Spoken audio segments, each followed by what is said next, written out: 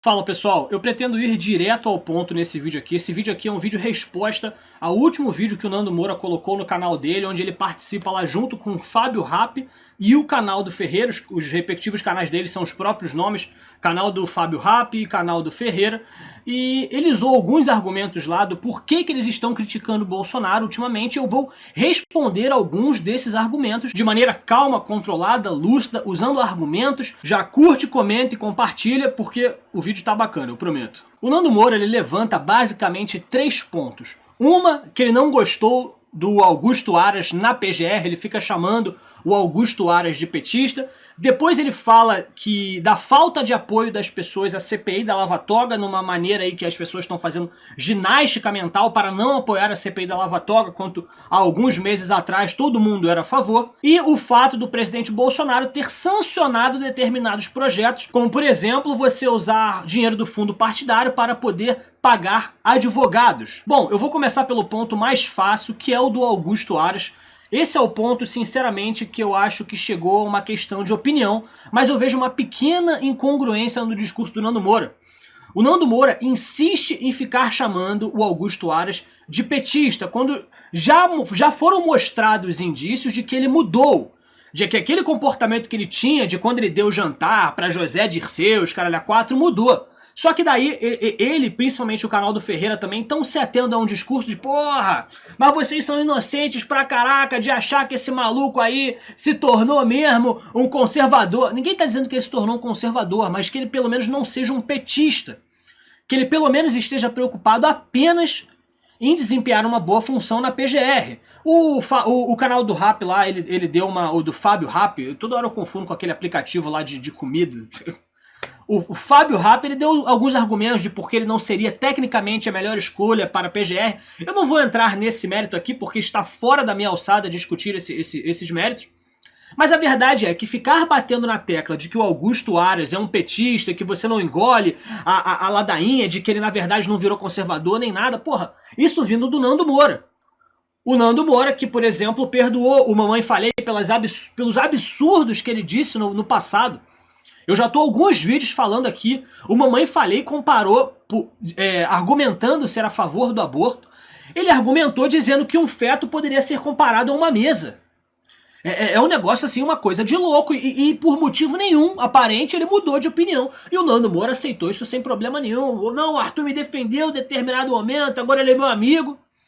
Quer dizer, são 2 pesos e 2 medidas. Não faz sentido ele mudar de opinião sobre o Arthur do Mamãe Falei e ficar batendo tanto na tecla sobre o Augusto Aras, sendo que o Augusto Aras não fez nada ainda, nem pro bem nem pro mal. Ele deu algumas entrevistas aqui, outras entrevistas ali, deu uma declaração ali, mas ele continua batendo, não, que é o petista, é o petista. Então, é cabeça dura, ninguém vai tirar isso da cabeça dele. Quando ele fizer alguma merda, se ele fizer alguma merda, aí é outra história.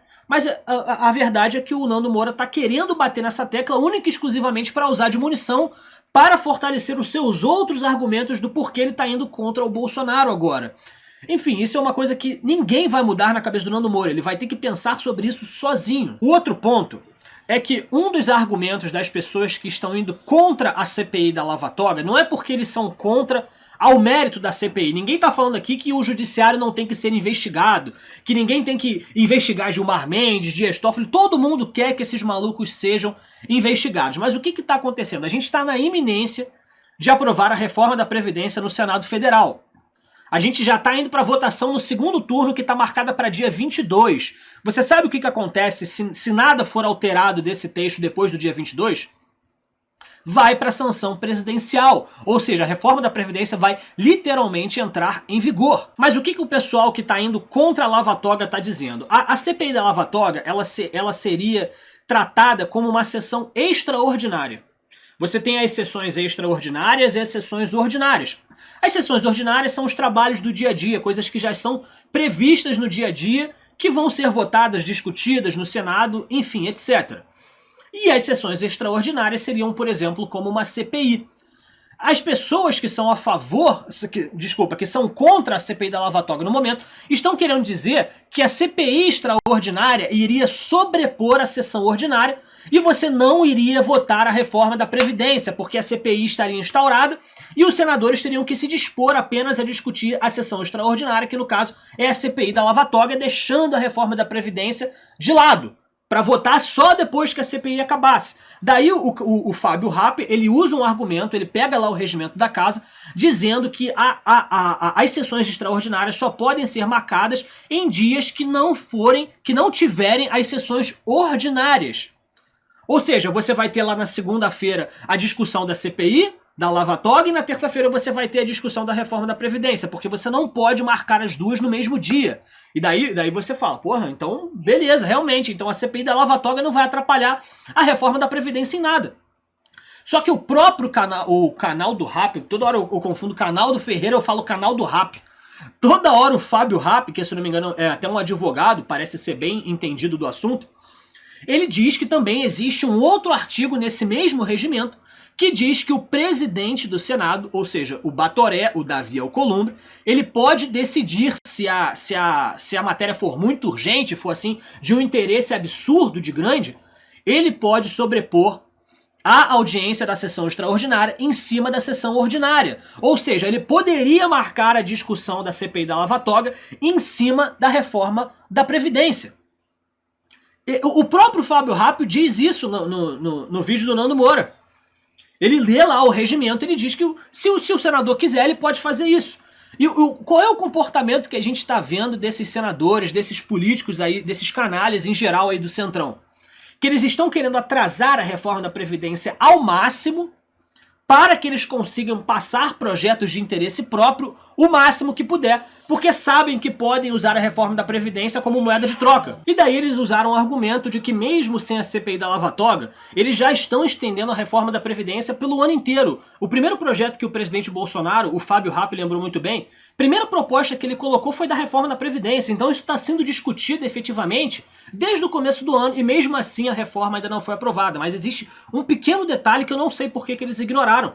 A gente está literalmente no fim do processo. Tá marcado o segundo turno lá no Senado Federal para dia 22 agora de outubro. Depois disso vai para a sanção presidencial e aí pronto. Não tem mais como voltar atrás, já está aprovado. E o que tudo indica é que tem cadeiras suficientes no Senado Federal para aprovar em segundo turno, sem maiores transtornos, sem maiores problemas. Não vai ter Drácula nenhum de PT que vai conseguir atrapalhar isso não. E daí, qual que é o esquema que o Fábio Rapp, ele quer chamar de futurologia, que pode ou não pode acontecer, mas com esses canais aí a gente pode esperar qualquer coisa. O recesso dos deputados, ele é no final de dezembro, assim como todos os outros, de todas as outras pessoas. Não, mano, na verdade eu vi o recesso dos deputados, mas eu acredito que do Senado Federal seja mais ou menos no mesmo tempo, lá para 20, 22 de dezembro, alguma coisa assim. A gente já tá aí encaminhando para o final de outubro. Se você instaura uma CPI da Lava Toga agora, você acha que é muito difícil eles deixarem a reforma da Previdência para depois do recesso? Eu, sinceramente, não acho que seja difícil. Você quer chamar de futurologia? Beleza, mas a gente vai esperar o que desses caras? Vai esperar tudo. Tudo de pior a gente vai esperar desses caras. Então, já que a reforma da Previdência já está em processo final, o que custa esperar essa reforma da Previdência ser aprovada para daí então começar a brigar para uma CPI da Lava Toga? Daí eles usam o argumento de que a gente vai ficar eternamente adiando a CPI da Lava Toga, porque a gente também quer aprovar outros projetos importantes, como, por exemplo, a reforma tributária. Eu concordo com eles quando eles dizem que a gente não tem mais que fazer isso. Mas vocês esquecem que a reforma tributária comparada à reforma da Previdência não é nada.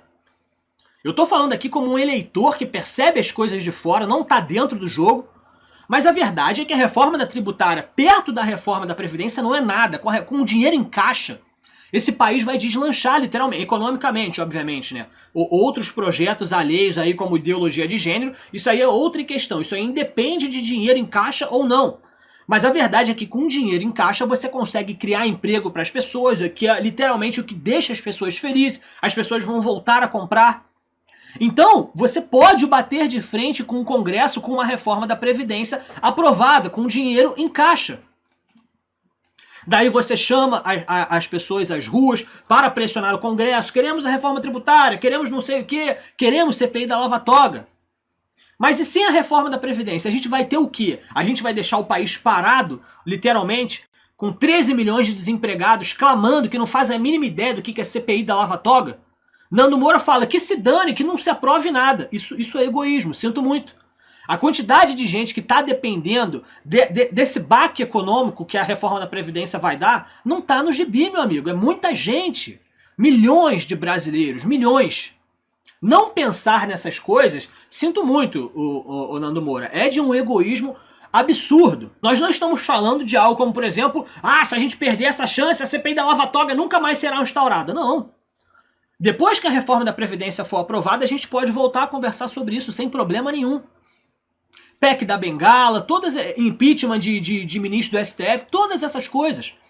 A gente não vai estar mais tão refém assim do Congresso, porque o presidente, o Paulo Guedes, eles vão ter muito mais cartadas na mão, o povo vai estar muito mais feliz com a situação econômica melhorando, e daí o jogo vai ser mais favorável à direita. O último ponto que eu gostaria, eu espero que tenha ficado claro a mensagem que eu quis passar sobre isso, e o último ponto que eu gostaria de comentar é que o Nando Moura ele está reclamando de determinados projetos que foram sancionados pelo presidente da República, Jair Bolsonaro. O mais polêmico de todos aí, que ninguém gostou, é o fato de você poder pagar advogados com o fundo partidário, ou seja, com dinheiro público. Ou seja, os caras vão fazer um monte de merda, depois vão ter advogado garantido, principalmente esses partidos grandes aí, como PT, PMDB e os caralho a quatro. Até o PSL também, que vai receber uma bufunfa boa nas próximas eleições. Mas olha só, eu não sei se eu tô perdendo algum detalhe, ou a inocência bateu a casa de vocês, o Nando Moura, canal do Ferreira, Fábio Rap.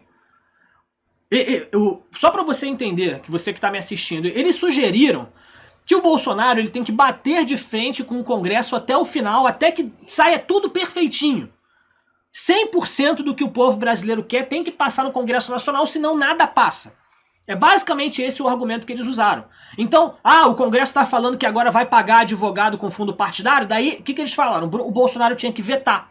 E o Bolsonaro foi lá e sancionou. Meu Deus do céu, presidente! Meus amigos, vamos lá. Vamos ser bastante sinceros aqui nesse debate. Esse negócio do fundo partidário para pagar advogado, ele veio através de um projeto de lei. Como é que é o processo, como é que é a tramitação de uma PL, de um projeto de lei? Ele vai passar por diversas comissões, ele vai passar por diversas discussões, depois vai ser votado na Câmara, depois vai ser votado no Senado. No final, ele vai chegar para a sanção presidencial.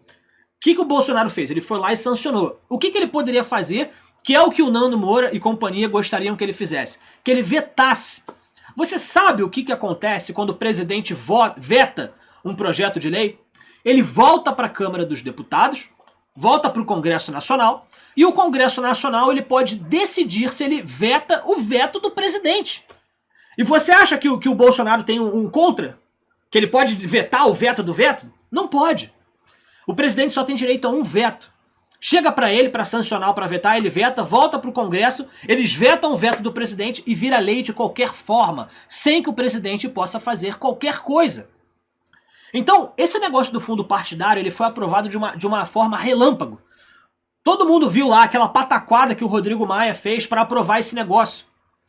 Daí o Bolsonaro vai vetar, e o que o Congresso Nacional vai fazer, meus amigos? Pelo amor de Deus! Eles vão vetar o veto do presidente e vai virar lei de qualquer forma. Não, parece que, eu tenho certeza que vocês sabem disso, mas parece que vocês querem que o presidente bata de frente com eles por bater. O que o presidente está tentando é melhorar o país de alguma forma. Quem luta contra esses projetos que são aprovados em relâmpago aí pela Câmara dos Deputados não é o presidente, são os outros deputados, os deputados da base do governo. Daí você pode criticar, falar que o PSL tá uma bagunça, e graças a Deus aconteceu o que aconteceu agora. Porque agora a gente tá vendo por que o PSL não tá conseguindo articular bem contra esses projetos aí, como por exemplo, pagar advogado contra fundo partidário.